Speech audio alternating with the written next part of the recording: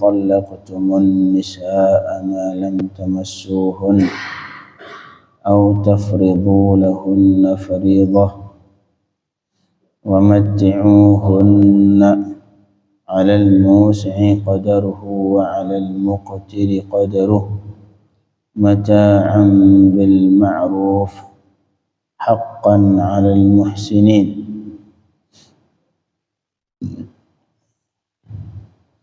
Ayat ini membicarakan tentang seorang perempuan yang dicerai sama suaminya sebelum disentuh.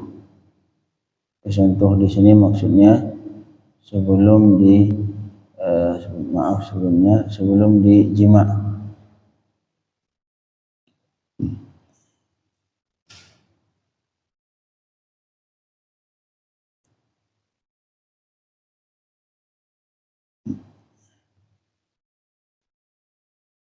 Kata Allah Subhanahu wa taala,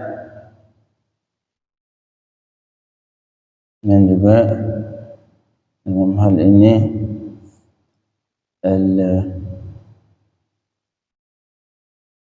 yang harus diketahui bahwa sebelum memasuki ayat ini, ketentuan nikah tidak ada yang namanya nikah gratis. Mahar itu kewajiban yang diwajibkan oleh Allah terhadap suami untuk istri. Apakah disebutkan dalam akad atau tidak disebutkan dalam akad, walaupun dinafikan di dalam akad. Misalkan akadnya saya nikahkan anakku denganmu tanpa mahar.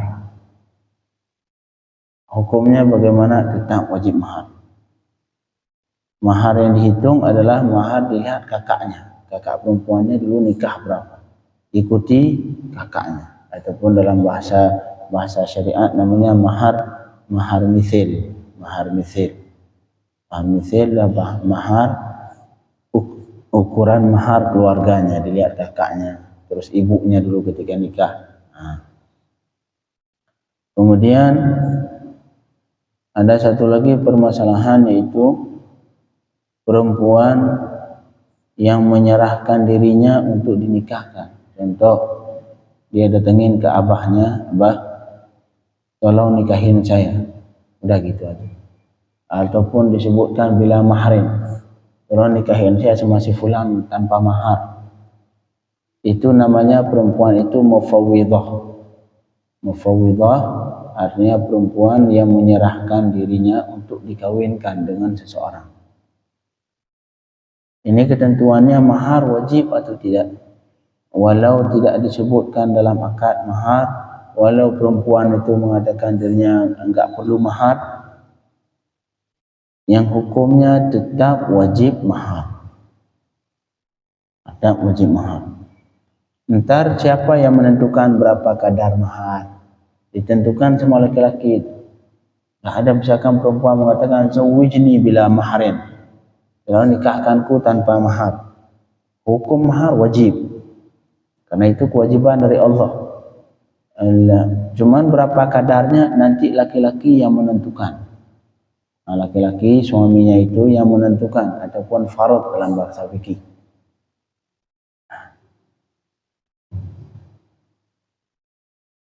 Tanpa mahar. Zawijni bila mahrin. Kemudian bapaknya menikahkan anaknya tadi dan tidak disebutkan mahar dalam akad. Itu namanya dalam fikih disebutkan tafwid. Artinya menyerahkan dirinya untuk dinikahkan tanpa mahar. Itu hukumnya bagaimana kalau seperti itu? Hukumnya si perempuan tadi berhak untuk tidak disetubuhi oleh suaminya sebelum suaminya menentukan mahar. Artinya enggak ada istilah gratis. Walaupun di dalam akad saya nikahkan kamu dengan anakku tanpa mahar, walau seperti itu, nanti hukumnya kalau misalkan si laki-laki itu langsung menyetubuhi, wajib mahar mithil. Kalau belum, si laki-laki itu berhak menentukan mahar dulu setelah akad. Tapi ini kejadian setelah akad, ini mahar kamu saya tentukan 10 gram ya. Sudah 10 gram wajib. Itu namanya menentukan mahar, ataupun dalam bahasa fikih faradtum, yang akan kita baca insyaallah.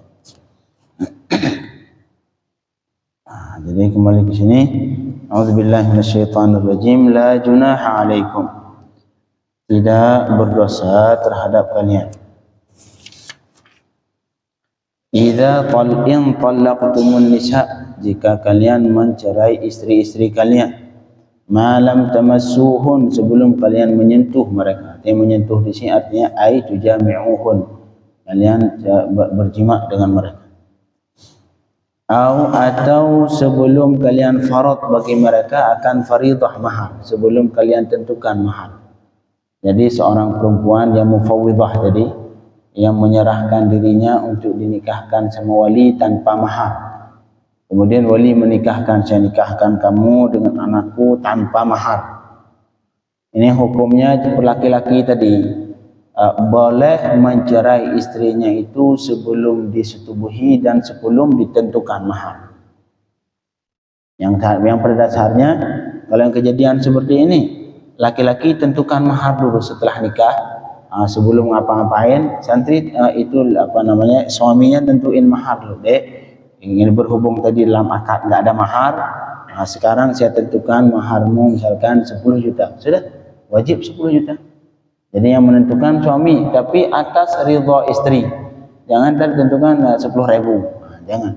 Jadi juga harus atas persetujuan istri kadarnya.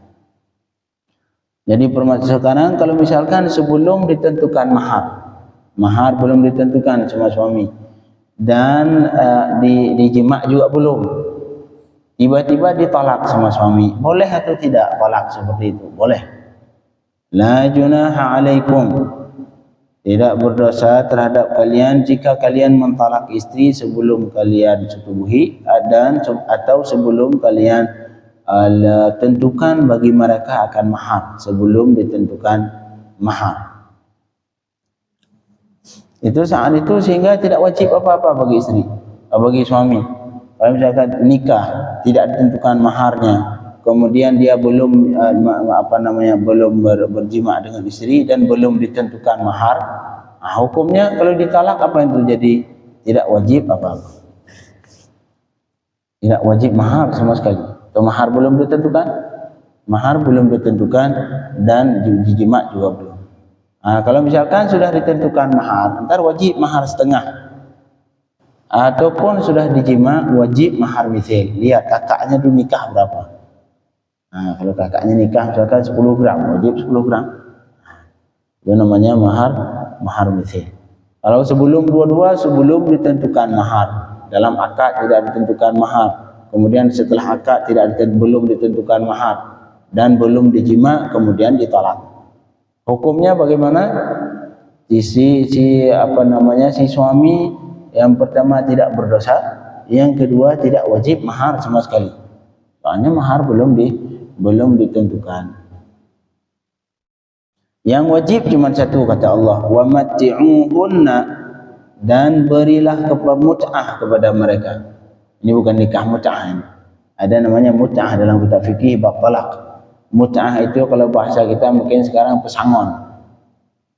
Jadi sebagai bentuk hadiah dari suami ketika dicerai. Ini mut'ah ini semua orang yang mencerai istrinya wajib mut'ah, kecuali ntar satu masalah yang depan. Semua orang yang mencerai istri wajib membayar mut'ah. Mut'ah itu adalah berbentuk hadiah. Kadarnya juga enggak ditentukan, diperhatikan hal suami dan hal istri. Kira-kira ini suami orang kaya, orang miskin. Jadi kadarnya juga tidak ada ketentuan. Itu tergantung ijtihad dari qadhi yang berijtihad. Ini kira-kira cocoknya berapa? 10 juta kayaknya suami ini canggup. Udah 10 juta ditentukan. Jadi itu mut'ah adalah bagian dari hadiah dari suami ke istri setelah dicerai. Wa matti'uhun. Jadi apabila seseorang suami mencerai istrinya belum dijima dan belum ditentukan mahar, hukumnya tidak wajib mahar sama sekali. Terus yang wajib apa? Pesangon. Wa mat'uhunna, dan berilah mut'ah kepada mereka. Artinya hadiah, berbentuk hadiah yang kadarnya juga yang tidak tertentu, tergantung ijtihad hakim qadhi, nanti diberikan ke istri buah tangan. Kadarnya berapa? Alal musi'i qadaru, terhadap orang yang kaya itu kadarnya orang kaya, artinya tidak tergantung. Wa alal muqtiri qadaru, dan terhadap orang yang muktir artinya orang yang rezekinya sempit, artinya miskin. Terhadap orang yang sempit rezeki juga kadarnya. Jadi tidak, dari ayat ini dipahami bahwa dilihat kemampuan suami. Kalau suaminya kaya, kasih yang banyak. Kalau suami sedikit, kasih sedikit. Jadi diperhatikan kadar, diperhatikan si suami, hal suami. Perhatikan hal suami. Jadi mahar tidak wajib karena belum kalau sudah dijima lain. Kalau sudah dijima wajib mahar mithil. Jadi seseorang yang menikah perempuan tanpa disebutkan mahar, kemudian dijima, hukumnya bagaimana? Wajib mahar. Mahar apa yang berapa dibayar? Berapa kadar yang harus dibayar? Mahar mithil. Dilihat dulu, kalau ini anak kakaknya menikah berapa? Bayar sesuai dengan kadar kakaknya. Kalau kakaknya 10 gram, ya khair 10 gram. Kalau belum dijima, jadi masalah. Belum dijima dan belum ditentukan mahar. Ini saat itu hukumnya tidak wajib mahar karena belum ditentukan mahar dan dijima belum. Cuman wajib mut'ah, Jadi mut'ah di sini bukan nikah mut'ah yang sering kita dengar. Ini mut'ah di sini berbentuk hadiah dari suami untuk istri setelah terjadi perceraian. Kadarnya juga tergantung suami. Kalau suami kaya diberikan sesuai kemampuannya, atau muktir. Wa 'alal musi'i qadaru, terhadap orang yang kaya itu kadarnya, dan terhadap orang yang sempit rezeki juga kadarnya.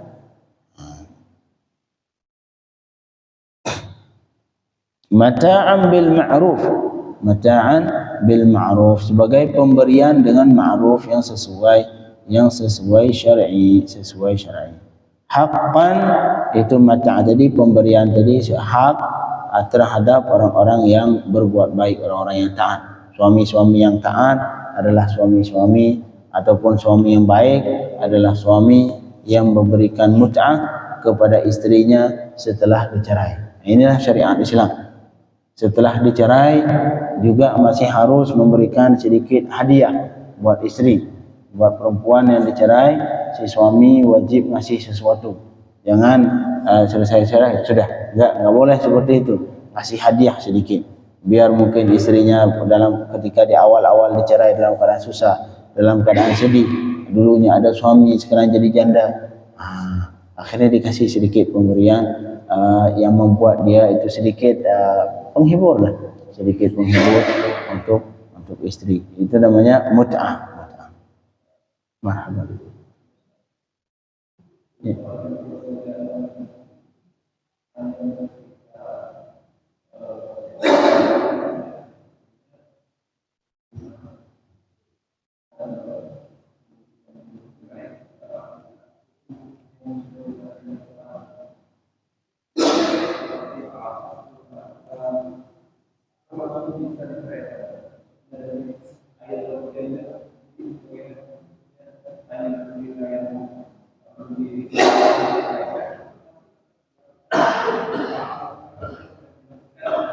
Enggak, mohon maaf Pak, enggak paham pertanyaan.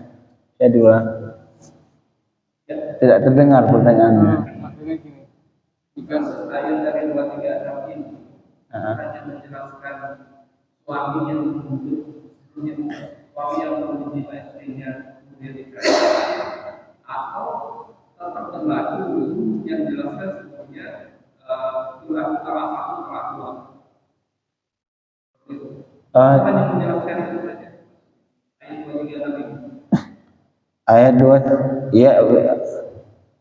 Ya. Ini gini. Iya. Ini kan dicerai. Maka melalui proses tahap 1, tahap 2, langsung saja diijma, diceraikan gitu. Kalau sebelum dijima diceraikan, hukum cerainya belum diapa-apain. Suami nikah, belum diapa-apain dicerai. Itu enggak apa namanya, enggak boleh rujuk. Enggak ada masa iddah. Iya, ya jadi si istri itu hari ini dicerai, hari ini langsung dia boleh nikah sama laki-laki lain. Itu talak 3 sudah ya. Karena ada proses cerai di situ kan. Cuman nanti kalau pengen nikah boleh nikah, nggak harus cina buta, nggak harus muhallil.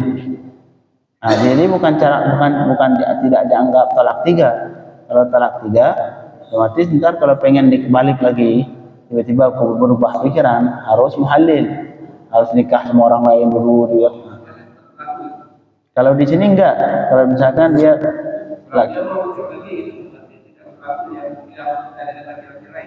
enggak, tapi rujuknya enggak boleh rujuk kecuali harus nikah baru. Karena dalam hal ini itu si perempuan itu tidak ada iddah. Seorang suami mencerai istri belum diapa-apain, itu si perempuan itu langsung bebas dia. Jadi enggak ada masa iddah. Artinya suami enggak boleh rujuk. Rujuk yang bermakna rujuk. Kalau pengen balik lagi bagaimana? Harus nikah baru. Harus nikah sekali lagi. Harus nikah sekali lagi. Jadi talak tadi dihukum berapa? Itu dianggap talak 1. Ntar nikah sekali lagi ditalak lagi, udah 2. Kemudian seperti itu lagi, belum dijima, belum apa-apa, ditalak lagi. Cuman bodoh suami. Ditalak lagi. Barangkali ada sesuatu yang aneh sama perempuan. Oh, bisa jadi. Kemudian dicerai lagi. Itu udah 2. Kemudian dinikahin lagi. Kemudian dicerai lagi, udah 3. Kalau pengen sekali lagi, oh harus nikah sama orang lain. Jadi sama orang lain belum juga ada nikah. Ini cuma juga belum. Aduh, baik. Kisahnya jarang. Jadi artinya yang hukumnya perempuan dicerai sama suaminya sebelum diapa-apain, hukumnya perempuan itu tidak ada masa iddah, nggak ada iddah langsung. Karena belum diapa-apain, ngomong apain iddah. Sekarang dicerai, besok langsung boleh di perempuan itu menerima, buka langsung bikin poman, menerima orderan baru. Boleh. Kalau ada laki-laki yang datang diterima, boleh langsung. Nggak ada iddah. Ustaz, ada batasan nggak antara belum diijma sama waktu selama dia kawin? Enggak. Misalnya 2 bulan belum diapa-apain, 3 bulan. Sama hukumnya. Sama hukum. Percaya nggak orang lain masalahnya? Ya, misalkan di versi perempuannya laki, oh udah tuh, ini perlu ada dua saksi. Itu dalam hal itu yang itu ntar di qadhi yang berhadapan. Qadhi dalam hal ini ada di ujung bab nikah itu ada pembahasan tentang misalkan di kitab fikih itu ada pembahasan di ujungnya jika terjadi perbedaan pendapat antara istri dan suami. Kata suami, oh sudah, kata istri belum. Ini bagaimana hukumnya?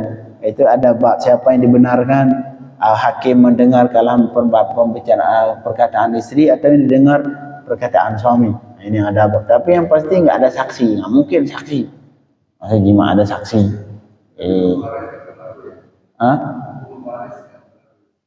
Kalau dicerai seperti perempuan sudah dicerai bukan waris lagi. Itu aja dikasih benar. Jadi suami cerai istri. Marhaba. Oh jangan lama-lama. Itu dianggap utang. Utang namanya hutang. Kalau sudah mampu bayar langsung wajib bayar. Salah satu hal yang wajib disegerakan adalah hutang. Ada minimumnya. Jadi kan tergantung pada kemampuan suami. Ada minimum enggak? Itu kayaknya minimalnya 30 dirham lepas. Kita fikih.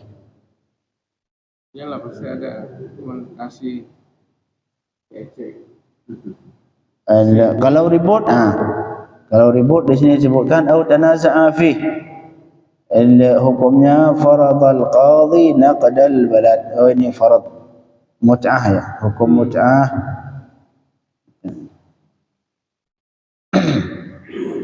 Hukumnya ditentukan tapi disunnahkan an la yanqusa min 30 dirham.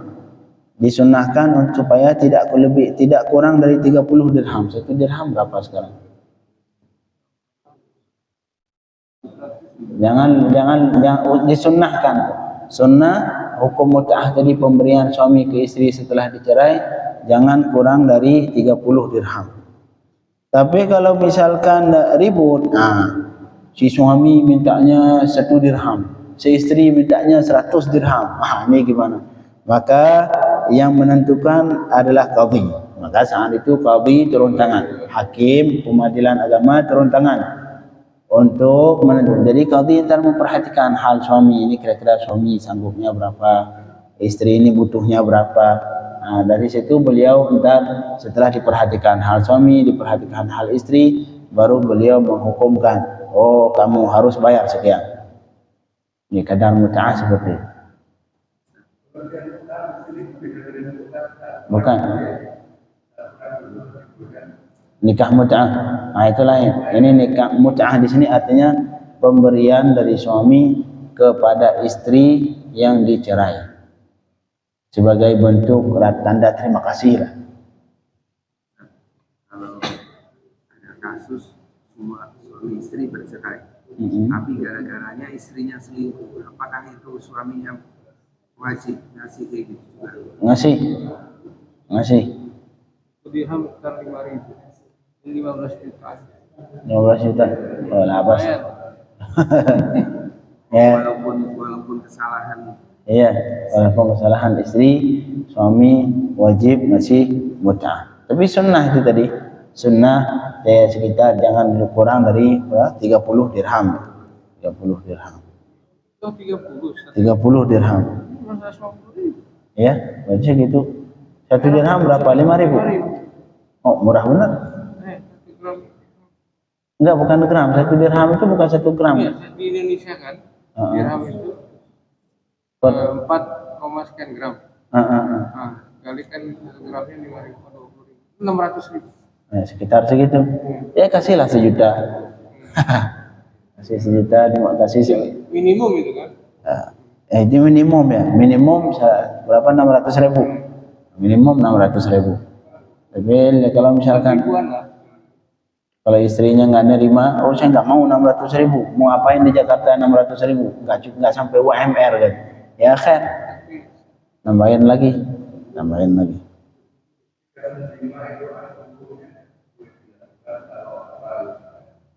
Boleh. Suami nikah istri, ditinggalin nggak diapa-apain selama 10 tahun. Dosa nggak suami? Nggak dosa. Ya. Karena yang jadi pertanyaan Ustaz, kenapa syara tidak mewajibkan jima istri? Karena yang pada dasarnya itu hal yang disuka suami, nggak perlu diwajibkan. Nggak perlu harus dikatakan ini wajib, nggak perlu. Orang nikah memang situ tujuannya. Ada yang nikah buat main-main, buat piknik bareng. Nggak ada yang nikah buat selain. Marhaba.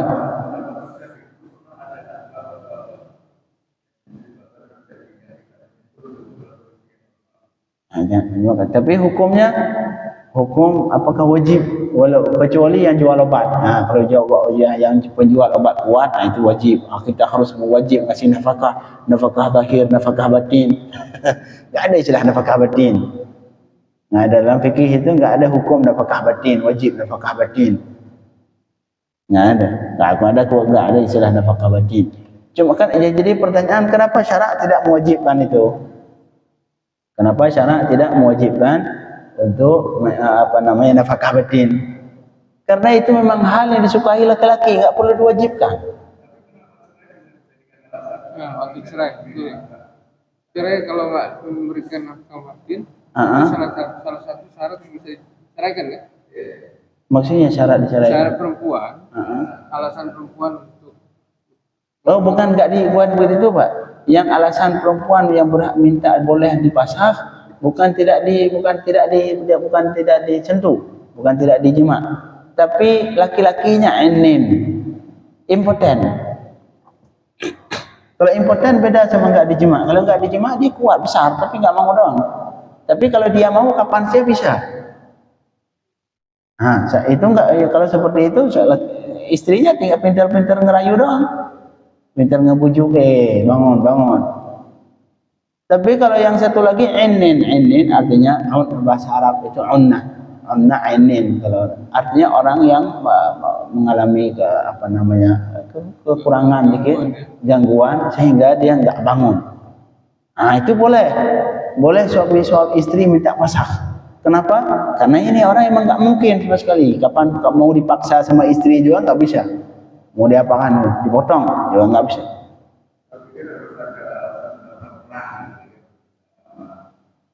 Enggak, boleh.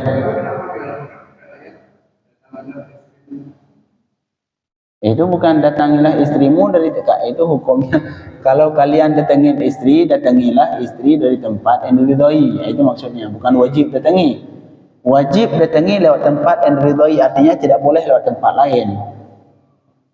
Enggak boleh lewat tempat lain. Kalau pengen datengin harus lewat jalur yang dibolehkan oleh syariat.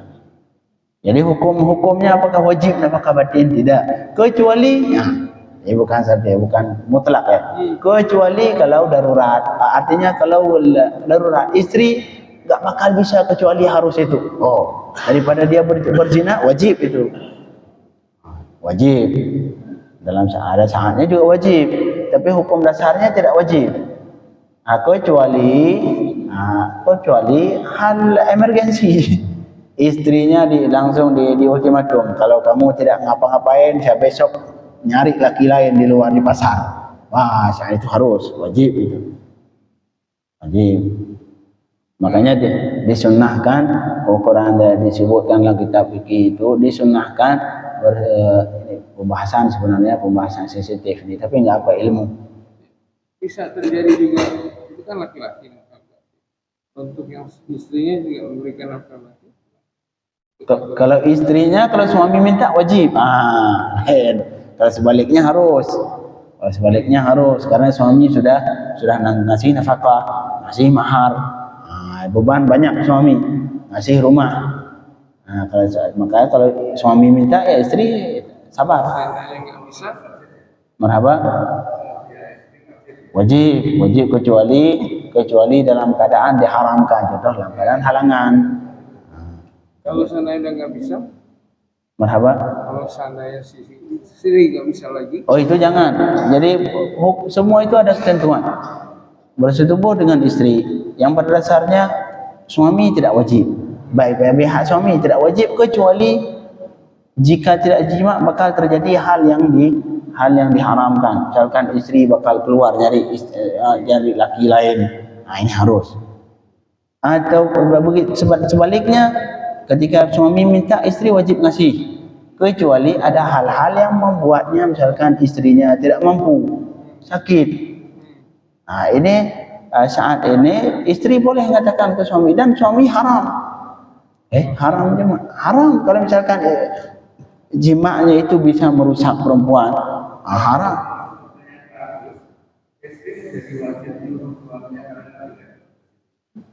Enggak ada pertanyaan kawin lagi Pak Bolkan.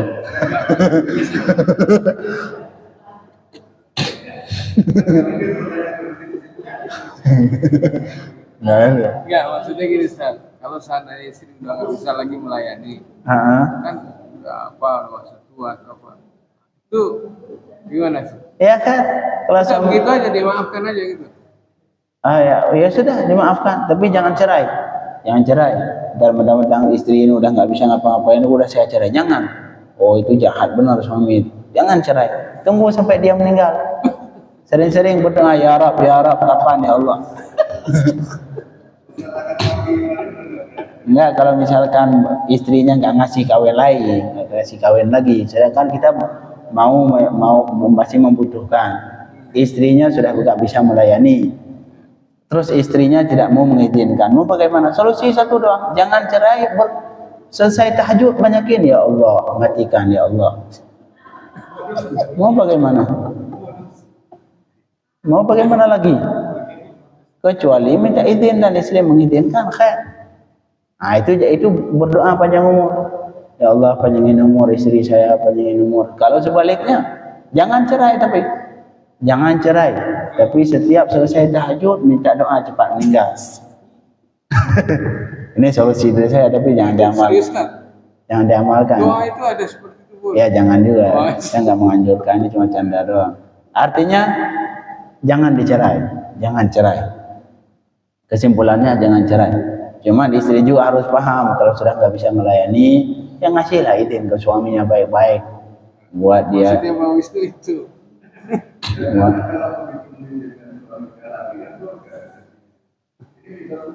wallahu alam itu. Jadi kesimpulannya apa namanya? Kemana tadi? Jadi suami tidak wajib memberikan nafkah batin kecuali menurut versi penjual obat kuat. Nah ya, mereka itu penjual obat kuat ya wajib memberi nafkah lahir dan batin. Seperti maafan lebaran ya, mohon maaf lahir batin. Jadi mereka mengkiaskan mohon maaf lahir batin ke selamat nafkah lahir nafkah batin. Tidak ada nafkah batin dalam Islam. Kecuali kalau bisa mengakibatkan hal-hal yang tidak sesuai syariat, itu harus. Makanya dalam Islam disebutkan hukum menjima' istri tergantung kebutuhan itu istri. Misalkan ini istri dia bakal keluyuran kalau enggak seminggu sekali ya kan. Jadi disesuaikan dengan kemauan istri. Wallahu a'lam bishawab. Panjang pembahasan, tapi yang pasti sekali lagi jangan cerai. Nah, poinnya jangan cerai. Walau bagaimanapun mau istri bisa melayani, kaki bisa melayani. Kalau sudah nggak bisa melayani, pintar-pintar ngerayu aja. Lagi duduk, gimana nih? Nah, kamu kan udah nggak bisa. Pintar-pintar ngerayu lah. Tapi sekali lagi jangan berdoa meninggal juga, itu sih canda doa. Allahu a'lam bishawab. Subhanakallahumma wa bihamdika asyhadu an la ilaha illa anta astaghfiruka wa atubu